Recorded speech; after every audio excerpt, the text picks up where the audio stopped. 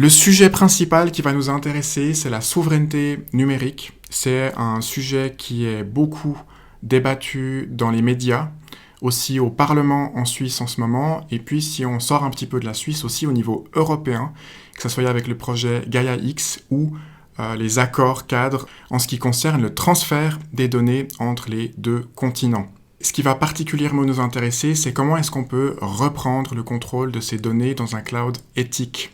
Ce webinaire, il va se dérouler en deux parties. La première va être un petit peu plus théorique sur la souveraineté des données et la deuxième partie sera plus pratique et on verra comment concrètement avec Adrien, comment est-ce qu'on peut reprendre les contrôles de ces données au quotidien. Tout d'abord, quand on parle de souveraineté numérique, c'est extrêmement important de définir de quoi on parle. Et la vision qu'on a de la souveraineté numérique chez Infomaniac, elle repose sur 4 piliers fondamentaux.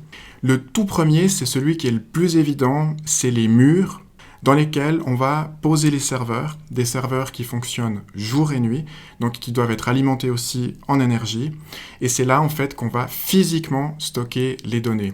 Donc derrière le mot cloud, il y a une réalité qui est bien tangible et puis un lieu physique, géographique, où sont stockées les données. Elles ne planent pas au-dessus de nos têtes dans les nuages, comme on peut un peu s'en imaginer quand on utilise les périphériques comme les ordinateurs portables, qui sont d'ailleurs vendus aujourd'hui avec des espaces de stockage très faibles. Et c'est pour ça qu'aujourd'hui, même sans le savoir, la majorité de nos data, de nos données sont dans le cloud. Le deuxième pilier, qui est vraiment le plus important, si vous devez retenir quelque chose de cette partie sur la souveraineté, c'est ce pilier-là, c'est l'aspect logiciel qui est extrêmement important. Et puis il y a deux sous-dimensions derrière l'aspect logiciel. Il y a la partie infrastructure, qui dans le jargon s'appelle infrastructure as a service. Et il faut bien comprendre qu'un cloud, en fait, il est composé de plusieurs éléments. Par exemple, le stockage, la mémoire, le réseau, et tous ces éléments d'un cloud doivent être en fait reliés par une couche logicielle qui, en l'occurrence, chez Infomaniac, est OpenStack, qui est une technologie open source. Si on regarde du côté des GAFAM, par exemple Microsoft, ça va pas être des technologies open source, mais propriétaires. Ensuite, il y a la partie logicielle qu'on utilise en fait, nous en tant qu'utilisateurs finaux. Par exemple, K-Drive, Dropbox, OneDrive, Kmeet. Ces deux dimensions sont extrêmement importantes parce qu'il y a un aspect légal là derrière. Et là, on touche au troisième pilier. L'aspect légal est extrêmement complexe et souvent, on prend en compte que l'aspect légal lié aux infrastructures. C'est pour ça qu'aujourd'hui, Microsoft, notamment, sont implantés dans chaque pays et ont un fort juridique en Suisse, en France et dans la majorité des pays. Cependant, la couche logicielle, elle reste en fait domiciliée juridiquement aux États-Unis. Et c'est ce qui va permettre à des lois extraterritoriales comme le Cloud Act d'avoir un accès direct quand même sur les données, même si contractuellement le fort juridique est basé en Suisse. C'est pour ça que j'insistais lourdement sur cette partie logicielle. Et enfin, on a la partie du financement, qui est plus discutable, mais qui selon nous est extrêmement important pour savoir à qui on a affaire quand on choisit un acteur cloud pour stocker ses données. C'est comment se finance la société. Pour un acteur local comme Infomaniac, toutes ces réponses à ces 4 piliers, elle est simple. La réponse, c'est que tout est en Suisse et qu'au niveau du financement, c'est indépendant. Quand on regarde les autres services, les autres prestataires, la réponse, en fait, c'est que c'est extrêmement compliqué de savoir où est le fort juridique de l'infrastructure, où est le fort juridique de la société qui développe les logiciels. Parfois, si on prend l'exemple de Microsoft, c'est hybride. Par exemple, Microsoft va louer des espaces dans des data centers qui ne leur appartiennent pas et y mettre leur logiciel.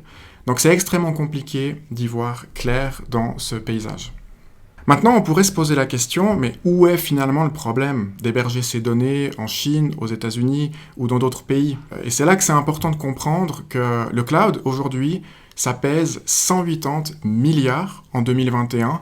Et puis c'est pas tant ce chiffre qui est intéressant, c'est de voir qu'entre 2020 et 2021, ce chiffre a gonflé de 37%.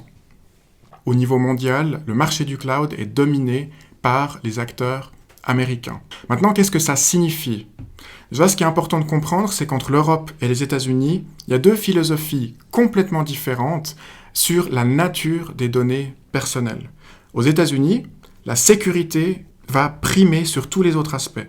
Alors qu'en Europe, et avec le RGPD et puis la LPD en Suisse qui va bientôt être renouvelée, la philosophie est complètement différente. C'est la sécurité, oui, mais pas à n'importe quel prix. Et l'aspect législatif va fortement limiter l'accès à la vie privée, ce qui n'est pas du tout le cas aux États-Unis. Et c'est ce qui d'ailleurs est en train de nourrir l'actualité avec ces accords cadres entre les États-Unis et l'Europe.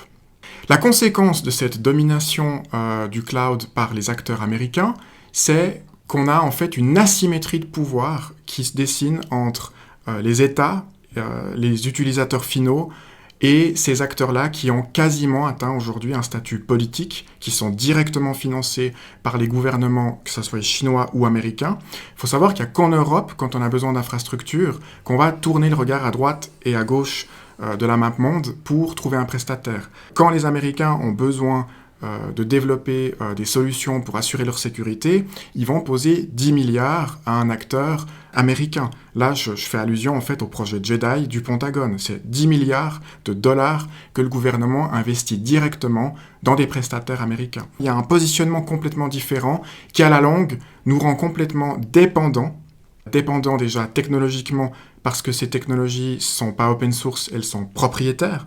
Ça veut dire qu'une fois que les entreprises et puis les États mettent leurs données dans ces écosystèmes, c'est extrêmement coûteux, voire impossible de déménager ailleurs, parce que ces solutions fonctionnent qu'avec les technologies propriétaires de ces acteurs. Ensuite, il y a aussi tous les emplois qu'on perd, la fuite des cerveaux, tous ces milliards qui ne sont pas investis en Europe et en Suisse, ils sont investis à l'étranger, et tous les étudiants qui sortent des écoles européennes et suisses, qui sont pourtant parmi les meilleurs au monde, partent à l'étranger, nourrir des écosystèmes qui ne vont pas peser dans la balance commerciale européenne ou suisse. Et puis ensuite, l'actualité malheureusement nous montre qu'il y a un risque géopolitique avec un risque de censure, de blocage des données, sans parler que sur ces 180 milliards, c'est autant d'argent qui ne vont pas tomber dans les caisses des États européens et suisses, puisque ces sociétés-là ont très bien optimisé leur fiscalité. Et puis, le dernier point, c'est l'écologie, qui devrait être en premier, parce que c'est un défi majeur de notre période. Et ce qu'il faut avoir à l'esprit, c'est qu'un data center, c'est qu'une machine qui transforme de l'énergie en chaleur, et que si on a 1 mégawatt d'énergie qui rentre dans un data center, c'est 1 mégawatt de chaleur qui part dans l'atmosphère.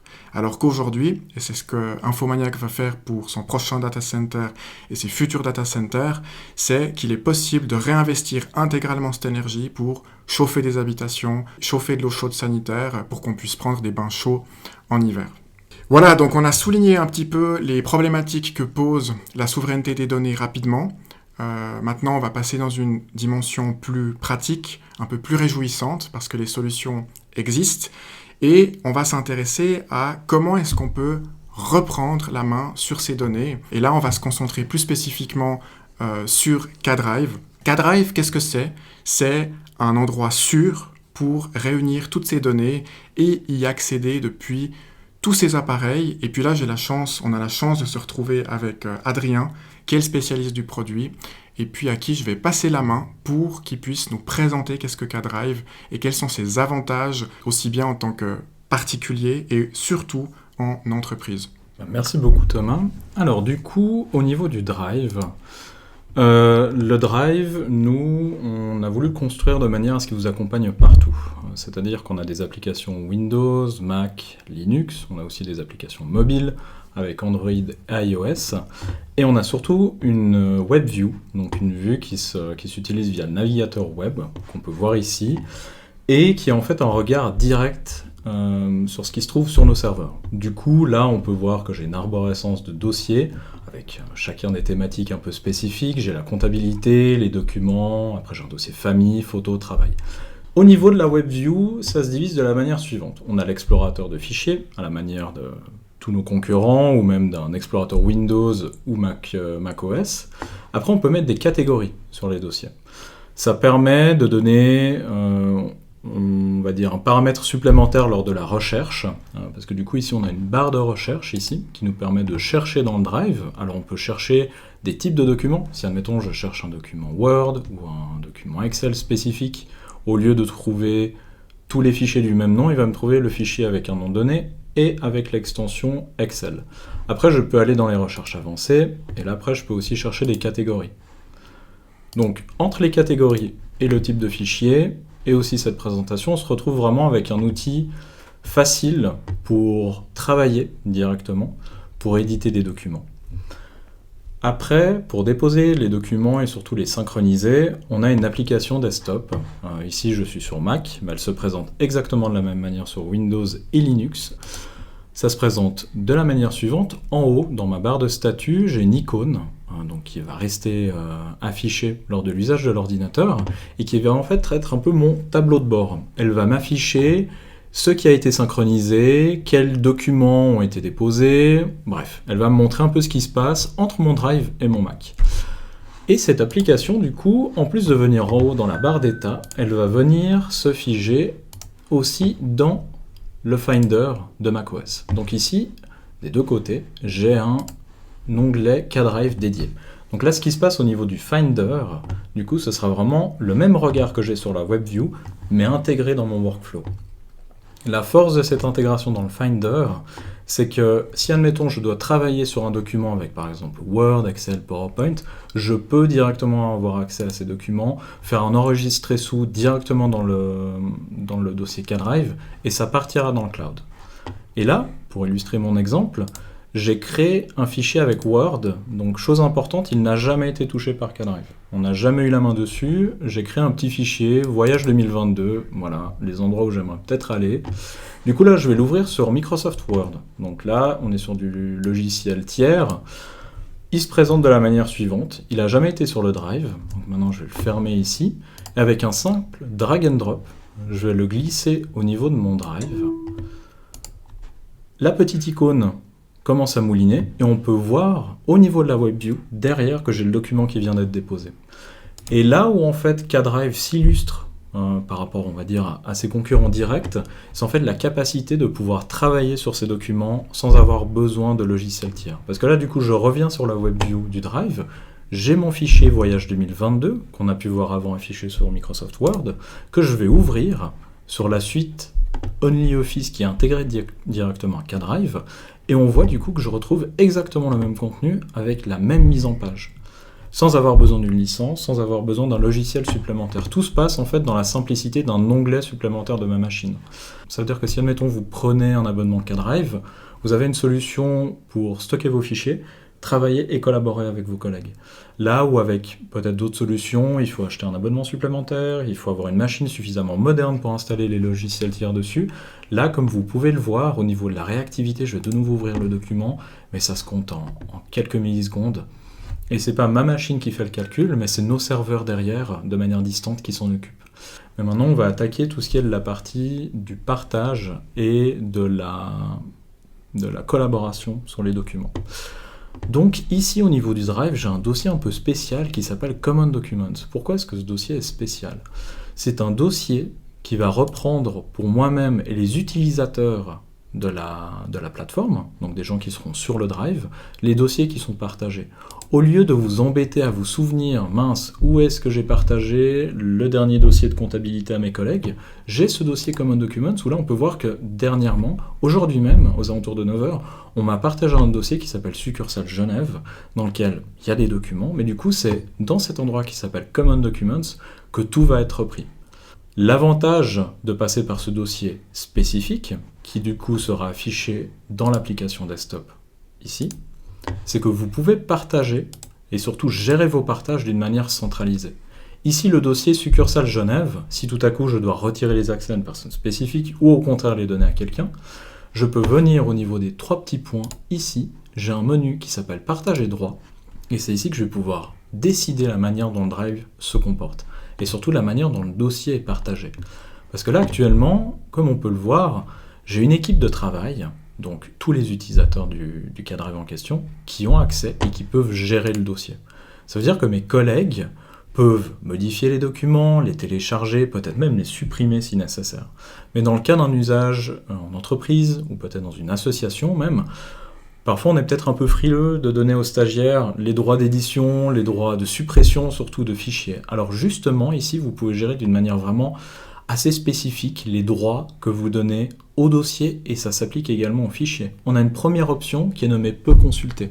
La personne, elle verra dans son arborescence qu'elle a un document qui est partagé, elle verra dans son Common Documents que vous avez partagé des documents, elle peut les voir, elle peut les télécharger, elle peut aussi vous laisser un commentaire pour vous laisser savoir « j'ai vu le document, merci » ou « fais attention, en page 3, corrige l'alinéa 4 ». On a une option « peut modifier », donc comme son nom l'indique, modification de fichier, téléchargement, ajout de commentaires, ajout et création de fichiers. Et après, on a la dernière option qui était celle qui était utilisée, c'est « peut gérer ». Ça veut dire que ces gens ont un droit administrateur sur le fichier ou le dossier en question, et ça veut dire qu'en plus de pouvoir le modifier et le consulter, ils peuvent le partager encore avec d'autres personnes. Donc là, on vous laisse vraiment la main, d'une manière transparente, pour choisir qui a accès à quoi. Et si, admettons, vous deviez avoir une organisation avec, 5 personnes, et que seules 4 personnes devaient avoir accès au document, vous pouvez sélectionner ces 4 personnes d'une manière spécifique, et la personne qui n'y a pas accès ne le verra même pas. Je tiens à souligner ce point, parce qu'on a beaucoup de concurrents, où le dossier est quand même montré au niveau de l'interface, et du coup ça soulève des questions, parce qu'il y a toujours la question « mais pourquoi moi j'ai pas accès à tel et tel dossier ?» Alors que nous on a fait le choix de masquer le dossier, comme ça voilà, la personne qui n'y a pas accès n'est pas au courant qu'il y a un dossier avec un nom spécifique. Et maintenant on va attaquer le sujet du partage en dehors du Drive, parce que nous on veut que ce soit une solution que vous puissiez utiliser pour partager des fichiers, ou même typiquement des images, pour partager des images en famille, ou des documents avec des collègues, à des gens qui ne sont peut-être pas inscrits chez Infomaniac, qui n'ont pas accès à la plateforme ou qui n'ont pas eu la bonne idée de s'inscrire chez nous.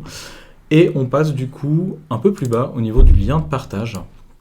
Et un lien de partage, c'est l'URL direct qui va permettre à l'utilisateur que vous avez invité d'accéder à la ressource que vous lui avez partagée. Actuellement, ce lien de partage, il est en mode restreint.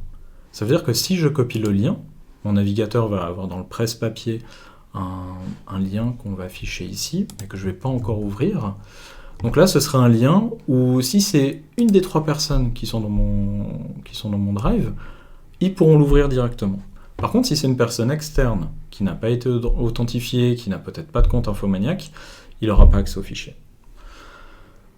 Et du coup, au niveau du lien de partage, il y a une seconde option qui s'appelle lien de partage public.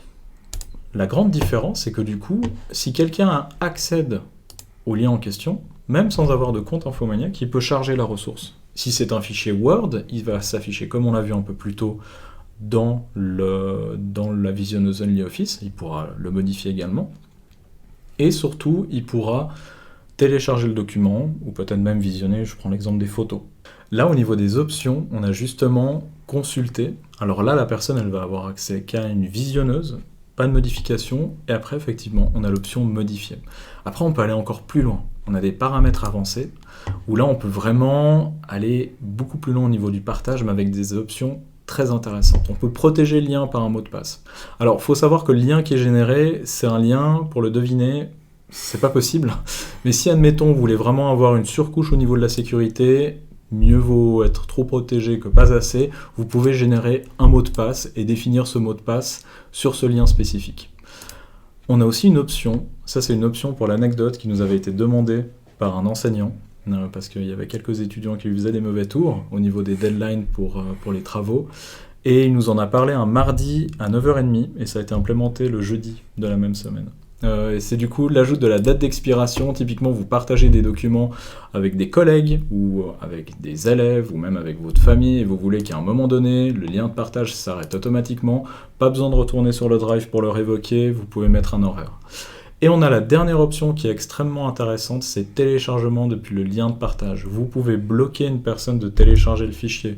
Ça veut dire qu'admettons, vous partagez un fichier peut-être assez sensible ou peut-être des données que vous ne souhaitez pas avoir dans la nature, vous pouvez bloquer la fonction de téléchargement. Ça veut dire que la personne, quand elle va faire un clic droit enregistrer sous, l'option enregistrer sous sera grisée.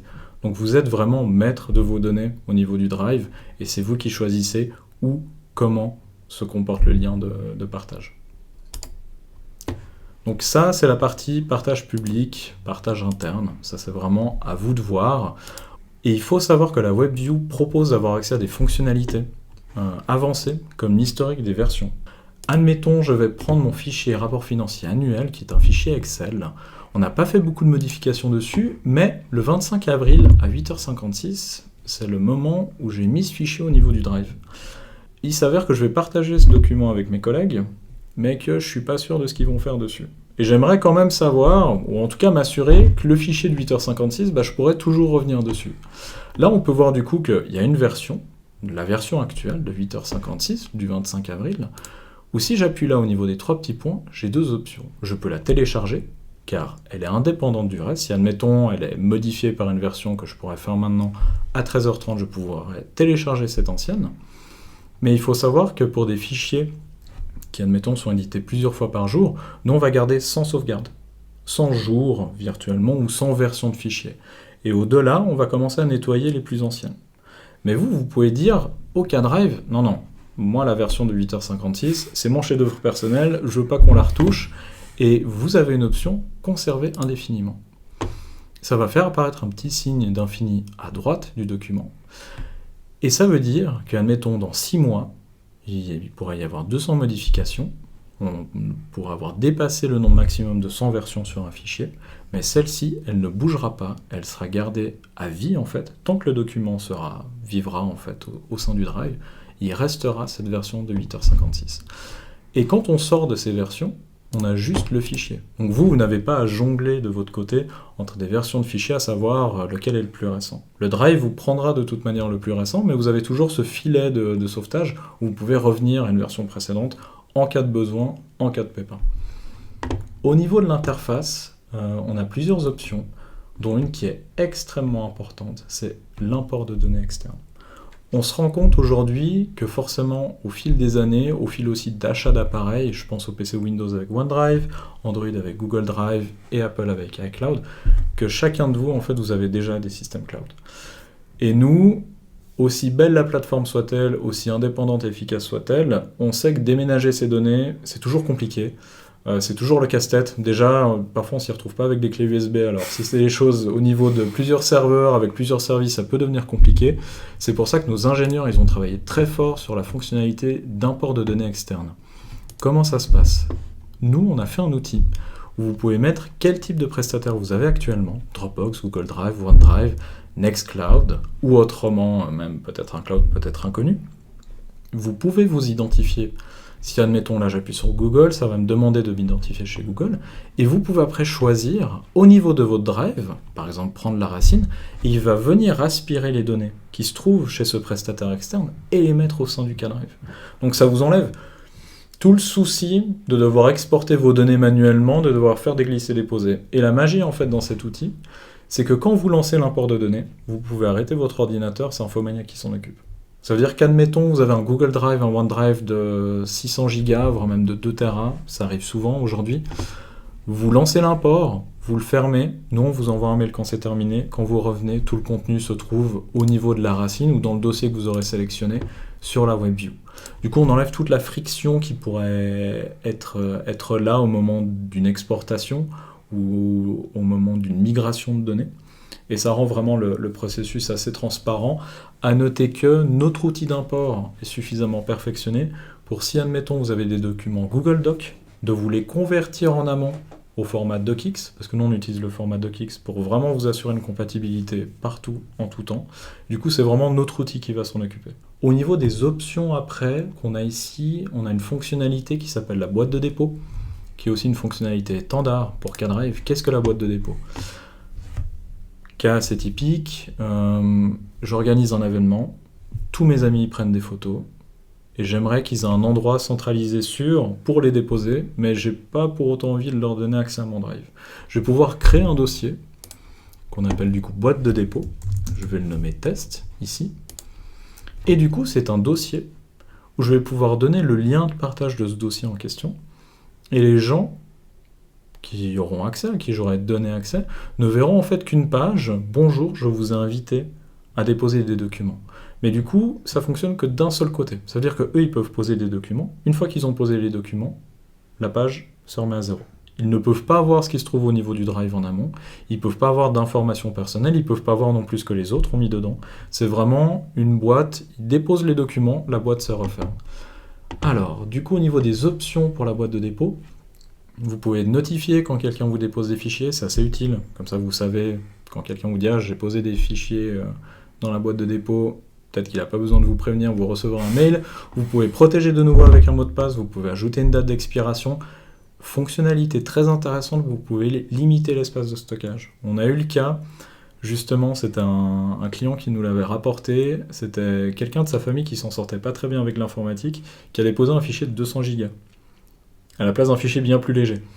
Alors déjà, ça a pris longtemps, parce que la connexion n'était pas top, mais du coup, ça a pris beaucoup de place au niveau du drive. Vous, pour vous protéger de ça en amont, vous pouvez très bien dire, moi je m'attends à des photos qui vont peser quelques mégaoctets, voire quelques gigaoctets. Si tout à coup, la personne essaie d'uploader quelque chose de 50 gigas, peut-être lui faire un message d'erreur.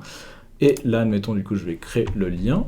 Du coup, je prends le lien ici. Je peux aussi l'envoyer par mail, hein. Ça simplifie le processus, pas besoin d'ouvrir votre client mail ou autre chose. Vous pouvez le faire directement depuis ici. Et si j'ouvre un onglet de navigation privé pour simuler une connexion depuis un ordinateur tiers, on se retrouve sur cette page qui du coup annonce le fait que je me suis invité moi-même à importer des documents. Hop, glisser-déposer, ici. Je peux mettre mon nom, prénom, histoire de pouvoir authentifier, on va dire, un peu la demande. Et là, je peux transférer le document en question. Merci, votre fichier a été importé avec succès. Ça s'arrête là. Au niveau de l'option et de la fonctionnalité corbeille, un fichier qui est mis dans la corbeille au niveau du drive, à noter qu'on supporte le drag and drop sur l'interface web, le fichier va se retrouver dans la corbeille, et tant que l'utilisateur ne décide pas de vider la corbeille, il n'y a rien qui se passe. Nous, c'est vraiment un filet de sécurité qu'on a mis pour l'utilisateur. C'est que l'utilisateur, si admettons il veut vraiment supprimer un document, il doit se connecter sur la WebView, il doit aller dans la corbeille et appuyer sur le bouton « Vider la corbeille ». On n'a pas de suppression automatique, on n'a pas de suppression après X jours, comme beaucoup d'autres services. Nous, on laisse ça tel quel. Si le client, l'utilisateur, se dit « bon, maintenant j'ai besoin de faire de la place », il peut le faire, mais sinon, ça ne bougera pas. Et depuis la corbeille, admettons, je veux remettre mon fichier Voyage 2022 à l'endroit où il était, je pourrais faire un drag and drop, mais ce serait trop facile. On a implémenté une fonctionnalité qui s'appelle Restaurer dedans. Admettons, ça arrive souvent, il y a un collaborateur qui peut-être fait une erreur, met plein de choses dans la corbeille et a remplacé par des versions plus récentes. On ne sait pas ce qui est le plus neuf, on ne sait pas vraiment ce qu'il a fait. Dans l'immédiat, le plus important, c'est de s'assurer que les fichiers sont sortis de la corbeille. Et là, vous pouvez restaurer le fichier dans un endroit spécifique. Vous pouvez le restaurer dans un autre dossier ou dans un dossier temporaire que vous aurez créé. On a également la fonctionnalité restaurer à l'emplacement d'origine. Admettons, j'aurais supprimé une centaine de choses que j'aurais pas dû supprimer. En appuyant sur ce bouton, l'élément, il est restauré. Il repart de là où il est venu et je peux de nouveau l'ouvrir comme si de rien n'était. Et cette capacité en fait à revenir en arrière nous permet en fait, en cas de pépin, de toujours avoir un filet de sécurité parce que supprimer les fichiers c'est une chose, parce que du coup les fichiers qui sont ici, si ce fichier Voyage 2022 je le mets dans la corbeille de mon Macintosh ou de mon PC, il va apparaître après dans la corbeille. Mais si admettons je vide la corbeille du Mac ou du PC, il va quand même rester dans la corbeille. Donc ça veut dire que même si en local vous avez fait une grosse bêtise et vous dites mince, j'espère qu'Infomaniac a prévu le coup, bah rassurez-vous, on a prévu le coup, on a cette fonctionnalité corbeille où sans que vous ayez besoin de faire quoi que ce soit, nous on garde les documents en sécurité.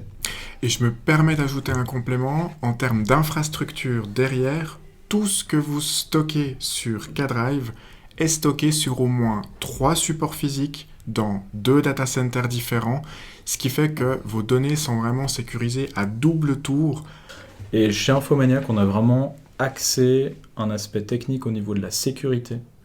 Ça veut dire que si, on l'a vu avec la corbeille, si vous faites une bêtise ou s'il y a un incident qui arrive, on est là. Si tout à coup vous devez avoir un problème technique, une machine entière qu'on vous vole avec le drive, vous pouvez restaurer l'ensemble de vos données. Et surtout, un point qu'on voulait aborder, c'est la sécurité des données en ligne. Il faut savoir que les données, quand elles ne sont pas, on va dire, en usage, donc admettons là mon fichier Voyage 2022 apparaît listé au niveau de l'interface, il n'est pas en activité. Il faut savoir que les fichiers au repos sur le drive sont chiffrés. Donc ça veut dire que quand vous avez cette vue-là, ou admettons vous fermez l'onglet du drive, vos fichiers, en plus d'être chez Infomaniac sur 3 supports différents, ils sont encore en plus chiffrés. Il faut savoir que c'est un chiffrement de type AES 256, pour être extrêmement précis, et avec une clé spécifique par document. C'est, je n'ai pas envie de dire du jamais vu, mais c'est du vraiment très très très solide pour une solution qui se veut grand public. Et c'est là où, moi personnellement, je suis un peu tombé amoureux du produit. C'est qu'il y a une interface qui est extrêmement facile d'usage. On peut faire des drag and drop, on peut éditer des documents Office, des documents Word d'une manière parfaitement transparente. Et en arrière-plan, il y a une sécurité extrêmement solide dont beaucoup de spécialistes informatiques rêveraient d'avoir et qui est du coup faite d'une manière parfaitement transparente pour l'utilisateur. Il y a un point important qu'on n'a pas encore abordé. Maintenant, si tu es le responsable technique d'une petite PME, comment est-ce que tu gères tes utilisateurs et leurs droits ? Juste, et c'est un très bon point. Au niveau de l'interface, on a du coup cette dernière option qui s'appelle accéder au tableau de bord. Quand vous allez au niveau du tableau de bord, vous allez être accueilli par cette page, ici. Cette page, elle va reprendre au niveau du contenu. Alors, quand je dis contenu, c'est autant utilisateur que stockage. Elle va reprendre les informations basiques. Donc là, on peut voir que j'ai un drive de 3 Teraoctets, sur lequel ne sont utilisés que 5,6 mégaoctets, et que j'ai 6 utilisateurs à ma disposition. Donc là, c'est un drive de type team, donc jusqu'à 6 utilisateurs, et 6 utilisateurs inclus. Et là, actuellement, j'ai 2 collègues, en plus de moi-même, qui sont au niveau du drive. Pour chacune des personnes qui se trouvent au niveau du drive, donc qui a été ajoutée dessus, je peux gérer ces droits d'une manière vraiment spécifique. Donc là, admettons, Thomas, tu es au niveau du drive qu'on utilise aujourd'hui. J'ai plusieurs options. Je peux voir déjà l'utilisateur, donc je peux voir ne serait-ce qu'un résumé de ton profil. Donc je peux voir où est-ce que tu t'es connecté la dernière fois, sur quel type de machine. Ça, au sein d'une entreprise, c'est souvent des fonctions extrêmement utiles pour s'assurer qu'il n'y a pas d'abus, pour s'assurer aussi que peut-être il n'y a pas de connexion frauduleuse de la part d'endroits ou de machines peut-être un peu suspectes. Et surtout, au niveau de la sécurité, j'ai une petite icône ici qui me précise si tu as activé la double authentification ou pas. Je te remercie, tu l'as activé. Mais du coup, pour tout ce qui est des administrateurs en entreprise, on a toujours le même casse-tête, c'est s'assurer que tous les employés ont activé la double authentification, parce que, faut le dire, la double authentification aujourd'hui est un peu devenue obligatoire, surtout avec le nombre de mots de passe qu'on a, les possibilités de fuite ou autres sur des services peut-être pas forcément fiables, et dans beaucoup de cas, on doit croire la personne sur parole si elle a activé ou pas la 2FA, alors qu'ici on a vraiment un résumé. Parce qu'on part du principe que si ces personnes doivent avoir accès aux données, autant que vous, administrateur du drive, puissiez savoir si ces personnes prennent en fait les mesures nécessaires pour vous protéger vous-même et se protéger surtout elles. Au niveau des options, après, je peux te modifier les droits. Là, aujourd'hui, tu as un accès complet, donc tu peux voir absolument tout au niveau du drive, tu peux gérer la corbeille, tu peux faire des partages, tu peux rajouter d'autres personnes, mais je peux changer ça avec un accès limité. Ça veut dire, admettons, vous êtes administrateur et vous avez un stagiaire ou une nouvelle personne qui rejoint votre organisation, ou dans le cadre familial, un enfant, admettons, vous pouvez lui donner accès. Donc il pourra voir l'interface d'une manière classique, il pourra charger la WebView. Par contre, il n'aura pas des droits au niveau de la gestion de fichiers. Il ne pourra pas gérer les partages. C'est vous vraiment qui gardez une main à ce niveau-là. À savoir que l'accès limité, de base, permet le partage de fichiers et de dossiers, mais vous pouvez désactiver cette option spécifique. Sur cette page toujours, qui est assez chargée, on peut créer un rapport d'activité. Ça, c'est extrêmement important en entreprise. Et ce rapport d'activité, il vient avec la fonction statistique qu'on a inclus au niveau du drive et qui est extrêmement utile, typiquement dans l'environnement de l'entreprise. Vous pouvez voir depuis la création de votre drive, peu importe que ce soit dans 6 mois, 6 ans, j'espère 60 ans, mais toutes ces informations en fait sont collectées sur votre drive en privé. C'est extrêmement utile quand, admettons, vous avez un dossier qui a changé d'endroit, vous posez la question avec votre équipe, évidemment, personne ne l'a fait. Vous pouvez voir sur cette page ici, vous pouvez prendre une date, admettons, on peut prendre la date de ces 7 derniers jours, et je peux filtrer le type d'action qui a été fait et par qui.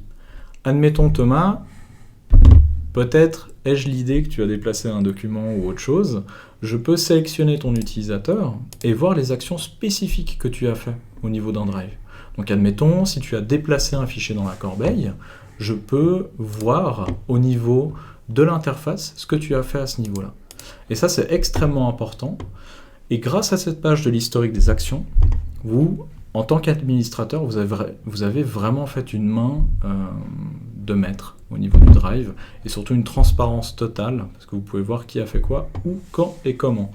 Dernière chose, le rapport d'activité, c'est une fonctionnalité dont on est très fier. Dans l'usage en entreprise, si vous avez besoin d'extraire les données d'un utilisateur spécifique, je vais prendre moi-même par exemple, j'aimerais voir tout ce que j'ai fait au niveau de mon Drive pour en créer peut-être un rapport à donner à une personne tierce ou un département tiers, je peux créer ce document.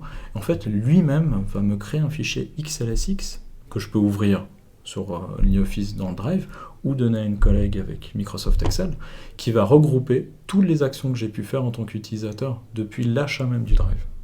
J'ai une question par rapport à ces utilisateurs. Quelle est la différence entre partager des dossiers à un utilisateur du Drive et partager un lien public en fait? La question qui se cache là derrière, c'est à quel stade est-ce que je dois partir sur un plan qui est team ou pro plutôt qu'un compte solo? C'est une excellente question. Nous, en fait, au niveau du partage, si vous ajoutez un utilisateur, donc là, toi-même et moi-même qui sommes utilisateurs au niveau du Drive, le fait d'ajouter quelqu'un au K-Drive donne accès au K-Drive dans sa forme application desktop et application mobile. Ça donne accès à la personne à une interface où lui va pouvoir voir ce qui a été partagé avec lui, et lui aussi, possiblement, il va pouvoir mettre des documents. Alors qu'un simple lien de partage va permettre à la personne de consulter le document sur un navigateur internet, mais ne donnera pas accès aux applications. Ça veut dire qu'elle, avec un lien de partage tout à fait classique, elle va pouvoir, on va dire, son champ d'action se limite au niveau du navigateur et de la visionneuse de base. Donc cette personne ne pourra pas synchroniser les fichiers sur son ordinateur, et elle ne pourra pas non plus y accéder depuis une application mobile. Exactement. Elle sera toujours obligée, en fait, pour accéder à ce document, de cliquer sur le lien qui va lui ouvrir son navigateur internet. Alors que si, admettons, cette personne était utilisatrice du Drive, elle pourrait ouvrir son application sur laquelle elle peut se connecter, ce qui n'est pas le cas avec un simple lien de partage. Elle pourrait gérer le fichier, peut-être pourquoi pas le partager encore après avec des collègues. Là, on se retrouve devant un peu un récapitulatif de toutes les fonctionnalités qu'on a vues. C'est peut-être important de préciser aussi que le trafic, il est illimité. Et puis, comme le soulignait Adrien, qu'on a un chiffrement natif côté serveur. Et quelque chose qu'on n'a pas abordé dans la synchronisation, c'est que il y a beaucoup d'ordinateurs aujourd'hui qui ont que 125 Go ou 256 Go d'espace de stockage. Et par conséquent, les gens se retrouvent très rapidement avec de l'espace qui est complètement saturé. Et l'application desktop de synchronisation permet de synchroniser à la demande. Ça s'appelle LightSync. Et ça permet de voir tous les fichiers qui sont stockés sur K-Drive depuis son explorateur de fichiers Windows ou le Finder sur macOS. Et c'est qu'au moment où on va ouvrir un fichier, que l'agent de synchronisation va effectivement récupérer la totalité du fichier. Et au moment où vous fermez le fichier va se téléverser sur K-Drive et libérer l'espace de stockage sur l'ordinateur. Et ça permet d'avoir 2 Tera, 3 Tera, 6 Tera dans le cloud et de garder son disque dur, son disque SSD sur son périphérique complètement disponible pour télécharger des applications, des jeux vidéo ou d'autres contenus. K-Drive, c'est un produit qui évolue en permanence. On est aussi très à l'écoute des utilisateurs. Dans l'interface, on a un bouton feedback qui permet à tout le monde de mettre en fait des suggestions, des demandes, pour que ça nous puisse permettre de voir quelles sont les fonctionnalités les plus attendues, les plus demandées, et ça va clairement influencer notre roadmap. Je te laisse peut-être faire un point là-dessus pour expliquer aux gens où est-ce que va K-Drive dans les mois à venir. Comme on en a discuté avant, il y a déjà la mise en place de l'API pour le Drive. Donc ça, c'est un point vraiment d'importance parce que ça va permettre à la solution de communiquer de manière plus transparente entre les appareils et entre les services. Nous, ce qu'on cherche aussi, c'est intégrer le Drive dans l'écosystème Infomaniac. Là, on a commencé à pousser un peu cette vision avec typiquement la fonctionnalité envoyée par mail, ou typiquement partagé par email. Après on a aussi d'autres fonctionnalités où typiquement depuis le Workspace Infomaniac, quand tu édites un mail et que tu cherches une pièce jointe, au lieu de chercher la pièce jointe en local sur ton ordinateur, il peut te montrer ton drive. Donc c'est vraiment connecter ces services ensemble, faire en sorte d'utiliser les forces et les spécificités de chacun de ces produits ensemble. Donc ça, c'est vraiment le point le plus important, parce que la solution en elle-même, aujourd'hui, elle est parfaitement fonctionnelle. À savoir que OnlyOffice est passé en version 7, j'en parle parce que ça a vraiment été une avancée majeure en matière de compatibilité de fichiers, là où les versions peut-être précédentes pouvaient avoir un peu de peine avec les macros, avec des polices un peu spécifiques. Là, mon fichier Voyage 2022 que je vous ai montré avant, c'est vraiment un fichier étendard de Word. Donc je suis allé sur Word, je suis allé dans les modèles, j'ai pris le plus beau, je l'ai édité, j'ai mis une image, enregistré, envoyé sur le drive, et il s'ouvre, c'est une formalité. Ça fonctionne d'une manière vraiment parfaite, ce qui, peut-être par le passé, aurait peut-être causé problème à les versions précédentes de OnlyOffice. Donc ça, c'est extrêmement important, et on va continuer à travailler avec OnlyOffice, parce qu'aujourd'hui, on a un statut de partenaire, donc on a une communication directe avec eux, on peut leur adresser des feedbacks, il y a vraiment une collaboration rapprochée.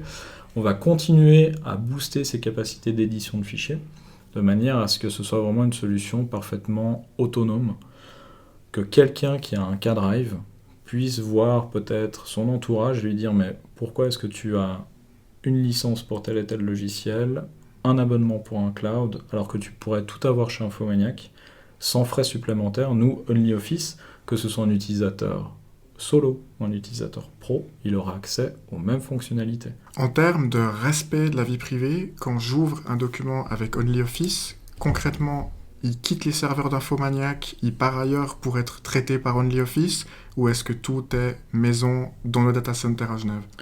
Tout est maison dans le data center de Genève. D'accord. Ça, c'est extrêmement important. Tu fais bien d'aborder le sujet. Nous, en fait, l'instance d'OnlyOffice qui est utilisée, elle est hostée directement sur notre infrastructure. Donc, quand vous voyez OnlyOffice s'ouvrir, en fait, c'est un serveur, pour faire simple, Infomaniac qui prend le relais, mais tout est en fait chez nous, hosté directement chez Infomaniac. Ce qui fait que quand OnlyOffice sort une mise à jour, il y a un temps de battement, parce que nous, en fait, on doit l'installer sur notre infrastructure. Donc vous, en fait, le document Word, Excel, PowerPoint, quand vous l'éditez au niveau du drive, à aucun moment, il ne sort du data center Infomaniac. Et ça, c'est extrêmement important. Il y a aussi une autre mise à jour majeure qui est très attendue, c'est que les utilisateurs pourront avoir la possibilité de choisir eux-mêmes la clé de chiffrement pour les dossiers de leur choix. C'est quelque chose qui est très attendu, qui est en cours de développement et qui devrait arriver cette année encore ou en début d'année prochaine. Une autre chose qui est attendue, c'est l'indexation du contenu des fichiers qui sera optionnelle pour des raisons de confidentialité. Par défaut, elle sera désactivée et si vous le souhaitez, vous pourrez demander à K-Drive d'analyser les fichiers par une IA qui vous permettra ensuite, dans la recherche, de rechercher des textes ou du contenu qui se trouve à l'intérieur des fichiers. Et puis enfin, et c'est peut-être l'amélioration la plus importante pour les entreprises et pour des gens qui revendent les solutions d'Infomaniac, c'est l'arrivée d'une suite qui est en cours de développement. Actuellement, pour bénéficier du mail de K-Drive et de toutes les solutions de productivité en ligne qu'on propose, il faut commander ces services séparément. Et l'idée, c'est d'arriver avec une offre packagée unique où le seul choix sera de pouvoir déterminer le nombre d'utilisateurs dont les entreprises et les gens ont besoin.